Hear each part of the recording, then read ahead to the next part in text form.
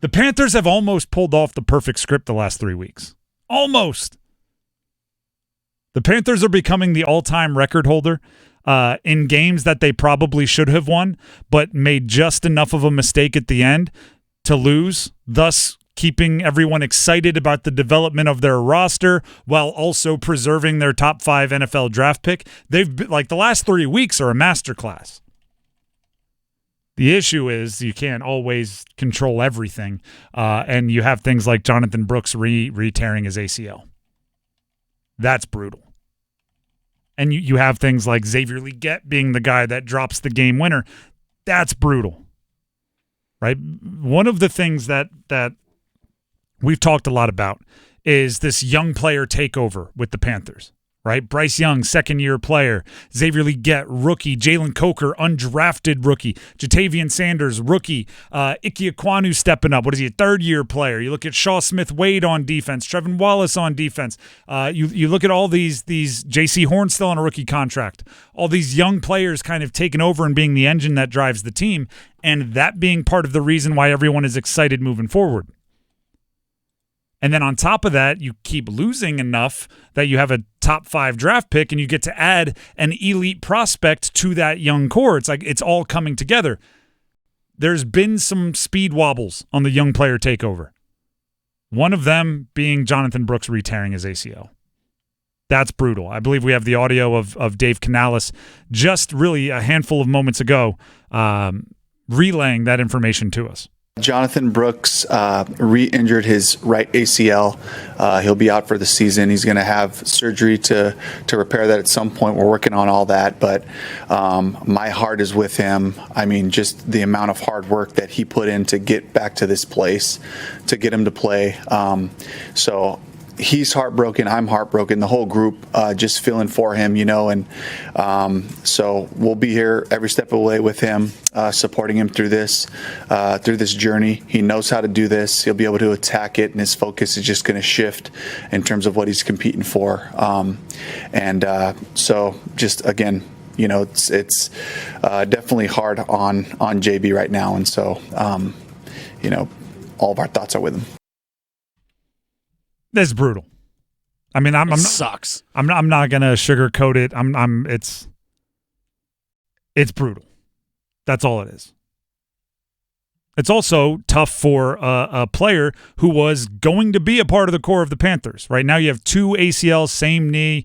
The explosiveness, how much do you trust it mentally? All of those questions become a thing, which makes Chuba Hubbard more of a workhorse, which will shorten his career because you don't get to do the split share, and it changes the math of your roster. And then on top of that, like Adam Thielen played great this past weekend.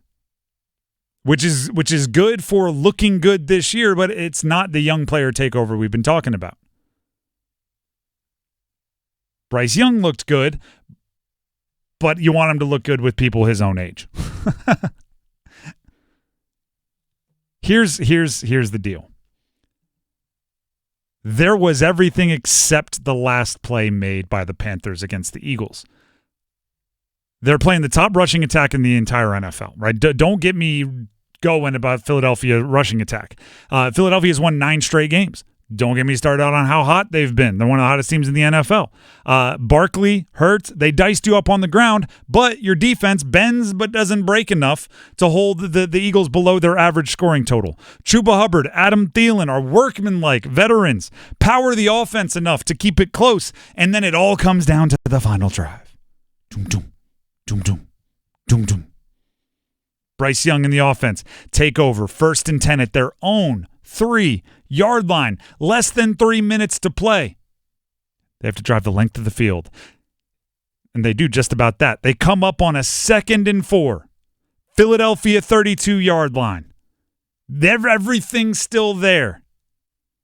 Your young head coach dials up the perfect play call. Your young offensive line, at times, partially young. Your high-paid paid and one young guy offensive line and running back. Take care of a 6-man blitz to give your young quarterback enough time. Your young quarterback senses the moment, takes the shot downfield. Your first-round rookie wide receiver shakes the guy guarding him at the top of his route, is streaking downfield. He's open. He lunges at the ball inside the 5. He gets both hands on the ball and drops it.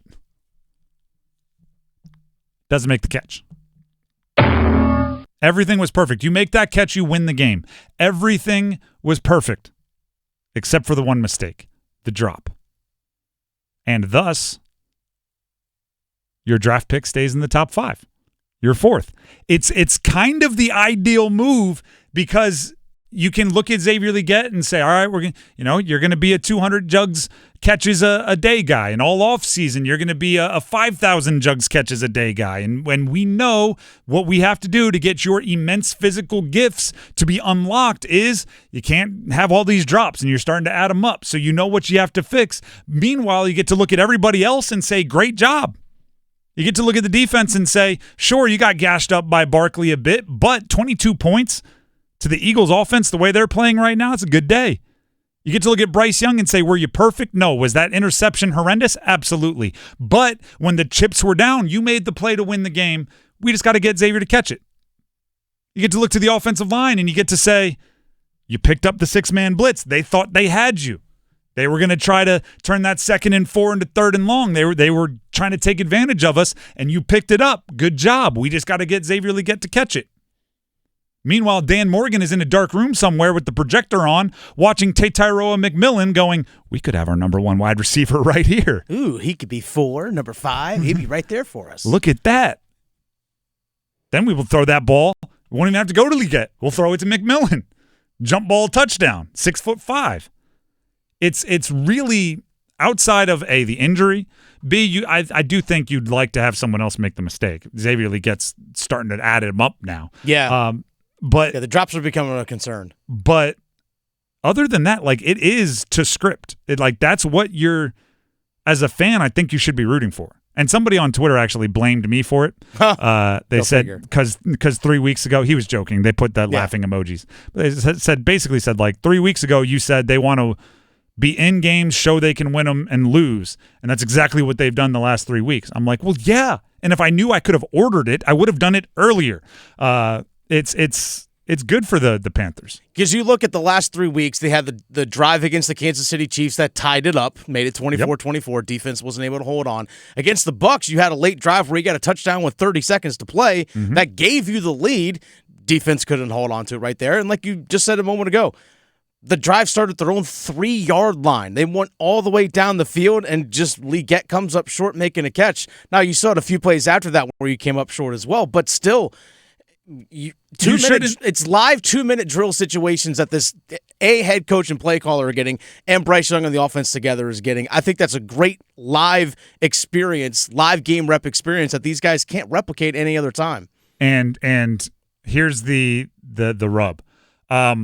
Bryce Young is not at the point in his career where you should be asking him to make game-winning plays twice, right? Because you hear a lot of in 1986 the ball went through Bill Buckner's legs, but then they could have got him out on the next play. Or, when Steve Bartman reached over and Moises Alou didn't make the catch, they still had, another inning and a half or whatever it ended Taylor up made double play that would have ended the inning. Exactly. You hear that, and it's Bryce isn't to the point now where it's Xavier dropped it, but he could have made a play on the next one. It's if he makes one play to win the game, if he makes the play to win the game, you have to win the game, or you have to acknowledge that it's unfair to ask him to do it 2 and 3 times.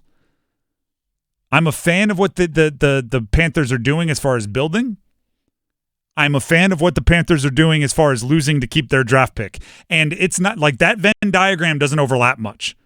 To have me excited about there's a small tangent that touches. To have one circle be you're playing well enough that I'm excited about your development, and the other circle be keeping a top 4, maybe top 3 pick. The sliver that they overlap is very difficult to stay in, and they've been there for 3 straight weeks now. They've been there for 3 straight weeks. It'll be harder to lose to the Cowboys. I'll put it that way. You play the way you played against the Chiefs. You play the way you played against the Eagles. You might win by 2 scores against the Cowboys. Although they do play tonight and they might beat the Eagles or the Bengals, excuse me. So I reserve the right to change that opinion.